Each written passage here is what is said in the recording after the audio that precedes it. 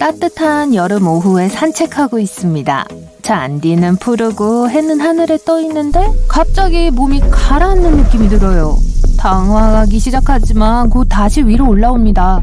발 아래 땅을 확인해보기 위해 살짝 뛰어봅니다. 잔디가 마치 트램폴린에 서 있는 것처럼 푹신해요. 이 현상은 토양 액화에 의해 발생합니다.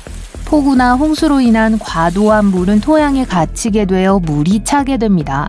이것은 땅이 일시적으로 거대한 물침대처럼 작용하게 만들죠.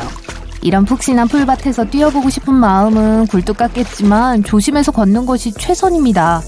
잔디밭이 꺼질 가능성이 있고 만약 그 안에 빠지면 다시 빠져나오기가 매우 어려울 거예요. 검은 연기구름, 뜨거운 용암이 흘러내리며 분출하는 화산은 그 자체로 이미 무서운 광경입니다. 더 무서운 건 번개가 발생할 수 있다는 사실입니다. 화산 번개는 연구하기 매우 어려워서 과학자들은 정확히 그 원인을 알지 못합니다. 일반적인 이론은 화산이 폭발하는 동안 화산재가 너무 많은 마찰을 일으켜 정전기를 축적한다는 겁니다. 그러면 정전기는 화산 번개를 유발합니다. 화염 회오리 또는 화염 토네이도는 그 이름 그대로입니다. 지상풍에 불씨가 실려서 빙글빙글 도는 힘이 불길을 증가시킬 때 발생합니다. 이 회전하는 불기둥은 높이가 350m까지 도달할 수도 있지만 다행히도 겨우 몇 분 동안만 지속됩니다. 화염 토네이도는 매우 드물지만 극히 위험할 수 있습니다. 1923년 도쿄에서 도시 전체의 대규모 화재가 거대한 화염 토네이도를 일으켰습니다. 토네이도는 15분 동안 지속되며 도시를 황폐화시켰고 38,000명의 사람들이 부상을 당하는 심각한 피해를 입혔습니다. 춥고 구름 한 점 없는 겨울밤, 하늘로 올라가는 파란빛과 오렌지빛의 다채로운 광선을 보았다면 정말 운이 좋은 거예요. 이것은 빛의 기둥이라고 불립니다. 빛이 대기 중에 떠다니는 작은 얼음 결정체로부터 반사될 때 발생합니다. 빛의 기둥은 캐나다나 러시아와 같은 추운 북쪽 나라에서 더 흔합니다. 우리 모두는 태양이 만들어내는 화려한 무지개 아치를 본 적이 있습니다. 달이 만든 밤하늘을 밝히는 무지개를 보는 건 훨씬 더 드문 일입니다. 이것은 달무지개라고 부릅니다. 무지개처럼 밝고 화려하며 달빛이 하늘의 물방울에 반사될 때 발생합니다. 달무지개는 놀라울 정도로 희귀하고 특정한 조건에서만 발생합니다. 달은 매우 낮아야 하고 하늘은 어두워야 하며 비가 달의 정반대에서 내려야만 달무지개가 만들어집니다. 밤에 해변을 따라 달빛이 비치는 산책을 하고 있다면 생물 발광 해변에 이상한 현상을 목격하게 될 수도 있어요. 이것은 플랑크톤이라고 불리는 물속의 미생물이 파도의 움직임에 의해 동요하고 밝은 파란색을 발산할 때 발생합니다. 이 미생물들은 따뜻한 물에서 사는 경향이 있어서 몰디브, 푸에르토리코, 그리고 플로리다 같은 곳에서 생물 발광 해변을 발견할 수 있습니다. 남극 대륙에서 여러분은 유명한 피폭포를 발견할 수 있어요. 지하 호수에서 핏빛으로 물든 물이 테일러 빙하처럼 쏟아져 나옵니다. 과학자들은 원래 이 놀라운 색깔이 생물 발광 플랑크톤과 유사한 미생물에 의해 발생했다고 믿었습니다. 하지만 추가적인 연구 후에 물에 비정상적으로 높은 철분이 함유되어 있어서 신선한 공기에 노출되자마자 산화되고 녹이 스는 현상이라는 걸 발견했습니다. 1년 내내 호수가 얼어있는 추운 기후에서 얼음물 밑을 자세히 보면 얼음 속에 갇힌 얼어붙은 거품을 볼 수 있을 거예요. 이것들은 작은 메탄가스 방울들입니다. 물속의 박테리아는 다른 유기체를 먹고 소화하는 과정에서 메탄을 생산합니다. 메탄은 얼어붙은 물속에서 떠다니는 거품으로 변해서 얼음층 아래에 갇힙니다. 아스페라투스 구름은 자연에서 가장 희귀한 사건 중 하나입니다. 이 구름은 믿을 수 없을 정도로 어둡고 폭풍 같은 구름의 파도로 이루어집니다. 비록 이 구름이 불길해 보이고 강한 폭풍을 몰고 다니는 것처럼 보이지만 보통 날씨에 전혀 영향을 주지 않고 사라집니다. 이 구름은 미국의 대평원에서 가장 흔하게 나타나지만 2009년 이후로 관측되지 않았습니다. 해변에서 바다를 향해 걸어가고 있군요. 하지만 오늘은 뭔가 다른 느낌이 들어요. 물이 밝은 초록색이고 코에 달걀이 썩는 것 같은 지독한 악취가 가득합니다. 이 특이한 현상을 좀 더 가까이에서 확인해봐야 할까요? 너무 늦기 전에 지금 걸음을 멈추세요. 발견한 것의 이름은 유해적조 혹은 조류 대번식이라고 합니다. 그리고 이 해조류에 가까이 다가가는 건 아주 나쁜 생각이에요. 이 해조류에는 위험한 유독가스를 내뿜을 수 있는 것이 들어있습니다. 이 유해적조 때문에 아주 유명했던 관광지가 썰렁해지고 위험해지게 되었죠. 여러분은 바다나 호수 해변에서 청록색 거품이 수면 위나 바로 물 아래에 떠 있는 것을 본 적이 있을 거예요. 또는 밝은 녹색 물감 같기도 하죠. 적조라고 불리는 플랑크톤의 무리는 물을 갈색으로 또는 빨간색으로 물들일 수 있습니다. 어쨌든 이런 걸 보게 되면 최대한 멀리 떨어지시고 호기심은 그냥 무시한 채 모험을 할 생각은 하지 마세요. 녹조가 분해될 때 독성 황화수소 가스 덩어리가 지각 아래에 갇히게 되는데 자기도 모르게 이 덩어리를 밟게 되면 가스가 터져 나오게 되고 실수로 그 가스를 들이마실 수 있습니다. 결과는 비극적일 거라고 말해도 충분하겠죠. 어떤 해변에서는 불도저가 이 해조류를 덤프트럭에 실어 특수센터로 옮기기도 합니다. 거기서 사람들이 해조류를 말려 없애버리죠. 하지만 때때로 이 센터는 일시적으로 문을 닫아야 합니다. 모래와 진흙이 섞인 해조류는 주변 사람들이 밤에 잠을 이루지 못하게 할 정도로 지독한 악취를 풍기거든요. 이 유해 녹조에는 시아노박테리아, 디노플라겔레이트, 디아톰, 3가지 위험한 박테리아가 모일 수 있습니다. 이들 모두 햇빛을 이용하여 자신들의 먹이를 만드는 작은 미생물로 이루어져 있죠. 시아노박테리아는 청록색 녹조를 발생시키며 신경조직을 파괴하는 위험한 독소를 생산합니다. 수처리 공장에서 독소를 제거할 수 없을 정도로 상태가 심각할 수 있어요. 그렇다면 주변 사람들은 그 수돗물을 사용하지 않는 게 좋을 거예요. 디노플라겔레이트와 디아톰 한 종은 적조를 만들어냅니다.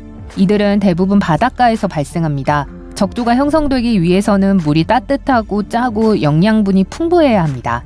이 박테리아는 엄청난 양의 다양한 독소를 배출합니다. 텍사스에서 적조는 10년에 한 번씩 일어났는데요. 요즘은 3년마다 일어난다고 합니다. 플로리다에서는 적조가 매년 나타나죠. 길고 마른 디아톰 또한 사람들에게 해로운 독성 물질을 만들어낼 수 있습니다. 더 심각한 건 맛조개와 같은 조개류가 이 플랑크톤을 많이 먹으면 그 조개도 독성이 강해진다는 거예요. 따라서 이 조개로 요리를 하면 엄청난 참사가 일어날 수 있죠. 따라서 이런 이유로 해양 수역은 감시되고 있습니다. 만약 독소 수치가 너무 높아지면 해변에서의 조개 수확은 금지됩니다. 유해 녹조는 며칠에서 2-3달 정도 지속될 수 있으며 이 박테리아들은 물에서 산소를 제거하여 해양 생물을 사라지게 합니다. 하지만 번식의 끝에서 미생물이 녹조를 분해하기 시작하면 상황은 더 나빠집니다. 그 과정에서 훨씬 더 많은 산소가 소비되거든요. 어떤 물고기도 이 상황에서는 살아남을 수는 없습니다. 결국 산소와 식물, 동물 등이 전혀 존재하지 않는 넓은 공간을 만들어내게 되죠. 유해 녹조는 물의 영양분이 지나친 지역에서 나타납니다. 그리고 이러한 영양소들은 대개 농업과 다른 산업에서 오는 경우가 많습니다. 게다가 겨울 계절풍은 점점 따뜻해지고 더 많은 습기를 가져오죠. 따라서 해조류가 거대하게 뭉칠 수 있게 됩니다. 어떤 조류는 너무 거대해져서 우주에서도 두꺼운 녹색 소용돌이가 보일 정도예요. 하지만 모든 녹조가 해로운 건 아닙니다. 어떤 조류는 물의 맛을 끔찍하게 만들거나 색을 바꾸고 역겨운 냄새를 풍깁니다. 불행히도 우리는 유독성 조류와 완전히 무해한 조류들을 겉모습으로만 구별할 수는 없어요. 터무니없이 무해하게 보이는 유기체에는 해조류만 있는 게 아닙니다. 여러분이 절대 만지면 안 되는 다른 해양 생물들을 소개해드릴게요. 호주에서 발견된 이루칸지 해파리는 작고 무해해 보입니다. 하지만 외모에 속지 마세요. 이 해파리는 인간의 엄지손가락만한 크기지만 아주 치명적입니다. 11월부터 5월까지 계속되는 해파리 출몰 시기에는 많은 해변이 이 작은 생물들 때문에 폐쇄됩니다. 이 해파리가 특별히 위험한 이유는 작은 크기 때문인데요. 수영하는 동안 해파리가 있는지 알아차리지 못하기 때문이죠. 아이쿠. 파란 고리문어는 무해해 보일 뿐만 아니라 숨막힐 정도로 아름답습니다. 하지만 그 모습에 속아 넘어가지 마세요. 비교적 작은 2cm 정도의 생물을 방해하고 싶지 않을 겁니다. 왜냐면 단 몇 분 안에 성인 26명을 쓰러뜨릴 수 있는 충분한 독을 가지고 있거든요. 일단 이 문어가 위협을 느끼면 어떤 일이 생길지 짐작이 가능하실 거예요. 하지만 이 문어는 혼자 있을 때 아주 순합니다. 상자 해파리는 정사각형의 체형 때문에 이런 이름이 붙었습니다. 인도양과 태평양에 살고 있는데 네모난 몸과 길게 매달린 촉수를 가진 생명체를 보신다면 멀리 떨어지세요. 그리고 비록 촉수 해파리에 몸통 없이 촉수 하나만 있다고 해도 가까이 다가가거나 만지지 마세요. 상자 해파리는 3m까지 자랄 수 있고 각각의 촉수에는 독을 주입하기 위한 약 50개의 미세한 작살이 달려 있습니다. 다른 해파리와는 달리 상자 해파리는 사냥꾼입니다.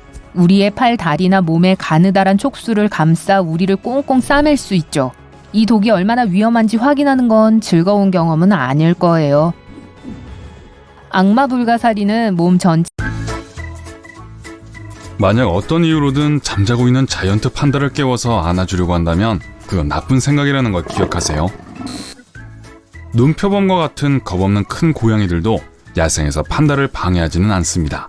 우리가 동물원에서 보는 판다는 그렇게 활동적이지 않을 수도 있지만 판다는 여전히 강력하게 물 수 있는 거대한 턱을 가지고 있어요. 판다의 큰 가짜 엄지손가락은 적을 단단히 잡을 수 있도록 해줍니다. 레오파드 바다 표범에 대한 가장 흔한 오해는 항상 웃고 있는 것처럼 보인다는 거예요. 하지만 바다 표범은 사실 공격적인 동물이고 뛰어난 외톨이 사냥꾼입니다. 심지어 먹이를 가지고 장난을 치기도 하는데 펭귄, 물고기, 오징어, 그리고 심지어 더 작은 바다 표범까지 해당됩니다. 얼마 전 레오파드 바다 표범 한 마리가 바다 생물학자를 물속 깊이 끌고 들어가기도 했어요. 음식 가지고 장난치지 마세요. 개미알기는 곤충, 감귤류 과일과 아보카도를 먹고 삽니다. 하지만 조심하세요. 이빨이 없고 시력도 나쁘고 청력도 나빠요. 할아버지처럼 들린다고요?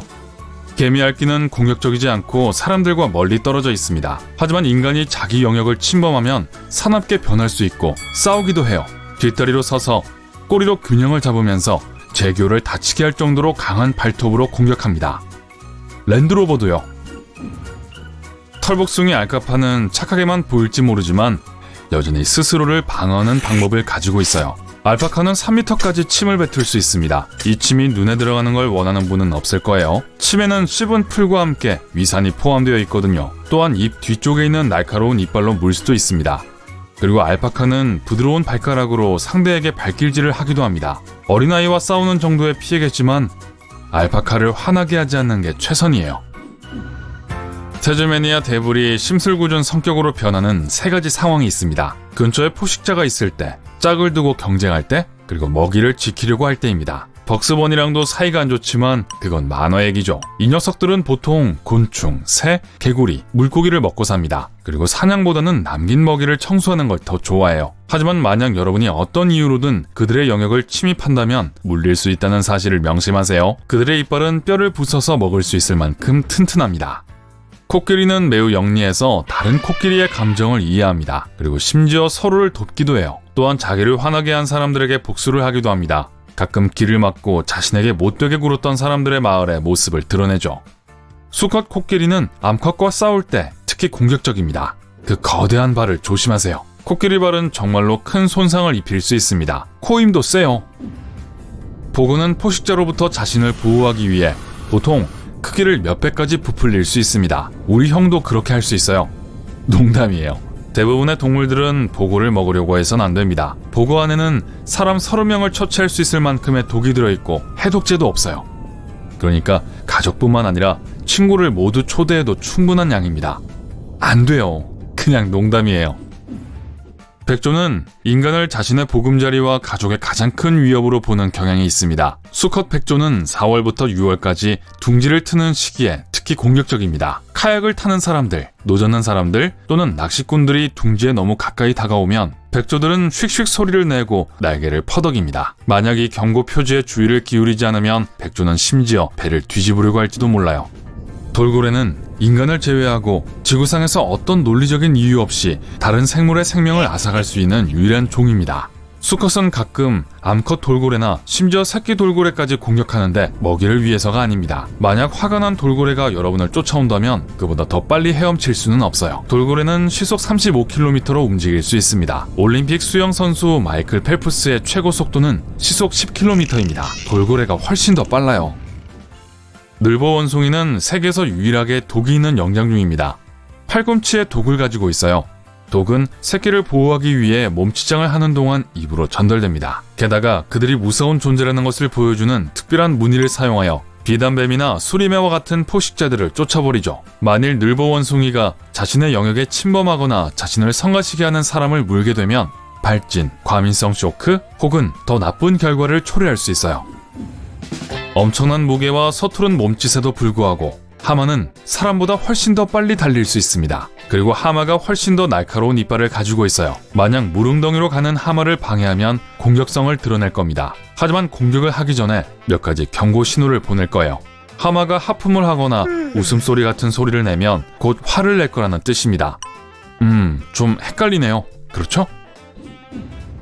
푸른고리 문어는 정말 작지만 독은 청산가리보다 1000배나 강합니다. 보통 새우, 게, 그리고 작은 물고기를 사냥할 때 독을 사용하죠. 만약 문어가 위협을 느끼면 경고로서 푸른 고리를 번쩍입니다. 주의를 기울이지 않으면 물지도 몰라요. 물린 것 자체를 알아차리지 못할 수도 있지만 몇 분 후에 분명히 증상을 느끼게 될 거예요. 구역질, 마비, 그리고 심지어 감각과 운동 능력의 상실이 나타날 수 있어요. 그러니까 발 아래를 조심하세요. 펑! 이 단어는 폭발을 설명하기에는 충분하지 않습니다. 지금까지 본 것 중 가장 강력한 폭발입니다. 그리고 가장 중요한 건 방금 폭발한 것이 호수라는 사실이죠. 그저 이 그림 같은 곳에서 불꽃놀이를 하고 싶었을 뿐인데 오는 길에 있었던 위험, 불 절대 금지라는 경고문을 전혀 보지 못했나 보군요. 그리고 지금 연기를 내뿜는 물의 장벽이 여러분을 향해 빠르게 다가오고 있습니다. 하지만 먼저 처음 모든 것이 어떻게 시작되었는지 알아보죠. 여러분은 캐나다 엘버타에 있고 일생일대의 하이킹을 위해 아브라함 호수에 막 도착했어요. 호수는 얼어붙었고 경치는 장관입니다. 얼음 밑에 있는 거품은 수백 마리의 해파리가 얼어붙은 것처럼 보여요. 사실은 메탄 거품입니다. 호수 바닥에 사는 박테리아에 의해 생성되는 유독성의 가연성이 높은 가스죠. 그래서 경고문이 있는 거예요. 얼음 위에서 성냥불이라도 붙이면 모든 것이 불길에 휩싸일 수도 있습니다. 다행히 여러분은 오는 길에 경고문을 받고 불을 붙이려고 했던 폭죽들도 모두 치웠습니다. 다른 곳에서 다음 기회에 하는 걸로 해요. 다른 호수예요. 이 호수는 얼지 않았어요. 사실 지난 빙하기 이후로 겨울이었던 적이 없었습니다. 우리는 지금 카메룬에 있고 이곳은 니오스 호수라는 곳이에요. 평화로워 보이지만 속지 마세요. 호수의 주황색 갈색 물은 치명적인 비밀을 숨기고 있습니다. 호수는 매우 휘발성이 강한 지역 위에 있고 바닥에 갈라진 틈으로 엄청난 양의 이산화탄소가 배출됩니다. 지면이 움직이면 이 가스가 호수에서 쏟아져 나와 주변 수킬로미터까지 흐릅니다. 농도가 너무 높아서 숨을 한번 들이쉬기만 해도 기절해서 다시 깨어날 확률이 없을 거예요. 이해가 되죠? 하지만 가장 무시무시한 사실은 이산화탄소가 냄새나 색깔이 전혀 없기 때문에 위험이 다가온다는 사실을 알 수 없다는 점이에요. 현지 당국은 호수에서 가스를 추출해내는 파이프 시스템을 구축해서 인근 주민들과 동물들에게 비교적 안전하도록 만들었습니다. 그리고 콩고와 르완다의 경계에 있는 또 하나의 독성 호수인 키부는 가스를 이용해서 수백만 명의 사람들에게 에너지를 공급하도록 만들어졌습니다. 이왕 아프리카에 왔으니까 피가 얼어붙을 것 같은 에티오피아의 다나킬 함물지를 방문하는 것도 좋겠네요. 지구상에서 가장 더운 곳으로 알려진 이 계곡은 확실히 그 명성에 부합합니다. 이 계곡은 극도로 뜨거운 온천, 유독 산성 연못, 그리고 활화산으로 뒤덮여 있습니다. 경치는 초현실적이라고밖에 표현할 수 없고 아마도 지구상에서 생명체가 존재할 수 없는 유일한 거주지일 거예요. 참 모순적이죠. 아파르인들은 1년 내내 이곳에 살고 온천 주변에서 소금을 모아 내다 팔고 있지만 과학자들은 그곳에서 미생물체가 존재한다는 어떤 증거도 찾을 수 없었습니다. 대부분의 사람들이 기피할 만한 곳에도 정착해서 사는 사람들이 반드시 있습니다. 인도네시아의 탐보라 산을 보세요. 수천 명의 사람들이 수세기 동안 그 산비탈에서 살았습니다. 1815년 그 운명의 날까지 말이죠. 탐보라는 화산인데 그에 폭발했고 그 결과 섬에 있던 모든 것이 파괴되었는데 그 폭발음은 수천 킬로미터 떨어진 곳에서도 들렸습니다. 화산재가 너무 많이 뿜어나와서 주변 섬들을 겹겹이 덮어버렸고 북반구 전체는 여름이 없는 해를 맞게 되었었죠. 지난 만년을 통틀어 가장 강력한 폭발이었고 탐보라산은 폭발 후 1524m 더 낮아졌어요. 다시 우리 시대로 돌아가죠. 사람들의 방문이 금지된 섬이 있는데 장담하건대 어쨌든 여기엔 가고 싶지 않을 겁니다. 브라질의 스네이크 섬은 이름에서 알 수 있듯이 수천 마리의 뱀들의 서식처입니다. 섬에 발을 딛는 순간 독사에게 물릴 위험이 크죠. 이 섬은 또한 황금 창머리 독사를 만날 수 있는 유일한 장소입니다. 말 그대로 일생일대의 조우가 될 겁니다. 이곳은 너무 위험해서 브라질은 관광객과 다른 방문객들을 무조건 금지시켰습니다. 좋아요. 다른 데로 가죠. 이제 가장 따뜻한 옷을 챙기고 털 마스크도 잊지 마세요. 우리는 러시아의 오이미야콘으로 갑니다. 이곳은 흔히 지구상에서 가장 추운 곳이라고 불리는 먼 북쪽의 작은 마을로서 여전히 사람들이 살고 있어요. 평균 기온이 이곳보다 낮은 곳은 남극 대륙뿐이라는 사실을 고려하면 얼마나 추운지 알 수 있죠. 겨울에 스웨터를 3겹으로 껴입고 그 위에 모피 코트까지 입지 않는 한 단 몇 초 만에 뼛속까지 얼게 될 거예요. 이곳의 기온은 영하 71도까지 떨어집니다. 신선한 과일은 몇 분 안에 얼음덩어리로 변하는데 얼은 사과가 너무 단단해서 그걸로 나무에 못을 박을 수 있을 정도예요. 제자리에 얼어붙기 전에 어떤 배로도 갈 수 없는 곳으로 떠나봅시다. 나미비아의 해골 해안입니다. 정말로 보트와 선박은 이 근처로 가지 않기 때문에 운전하거나 비행기를 타고서만 갈 수 있어요. 물이 험해서 갑작스러운 돌풍이 배를 이리저리 내동댕이 치고 물속에 숨어있는 날카로운 바위들이 가차 없이 선체에 부딪힙니다. 해안 자체는 수백 킬로미터나 뻗어 있는데 남부와 북부로 나뉩니다. 올터레인 차량 이용객은 남부 지역까지 자유롭게 출입이 가능하지만 북부 지역에는 연간 800명만이 출입할 수 있고 안내 관광만 가능합니다. 이 사막에서 영원히 길을 잃은 사람들이 있는 것으로 알려져 있고 방문하기가 쉽지 않은 곳인데 이곳에서 발견된 수많은 동물 시체에서 그 이름을 얻었습니다. 하지만 5만 명의 토착민들이 이곳에 적응한 동물들과 함께 살아가고 있어요. 도마뱀, 하이에나, 그리고 심지어 코끼리까지 말이에요. 유럽의 심장부엔 엄청난 파괴력을 가진 괴물이 있다는 사실을 예상하지 못했을 거예요. 이탈리아에서 가장 유명한 도시 중 하나인 나폴리는 활동 중인 초화산 위에 위치하고 있습니다. 2018년 과학자들은 이 괴물 화산이 깊은 곳에 마그마를 축적하고 있다는 사실을 발견했습니다.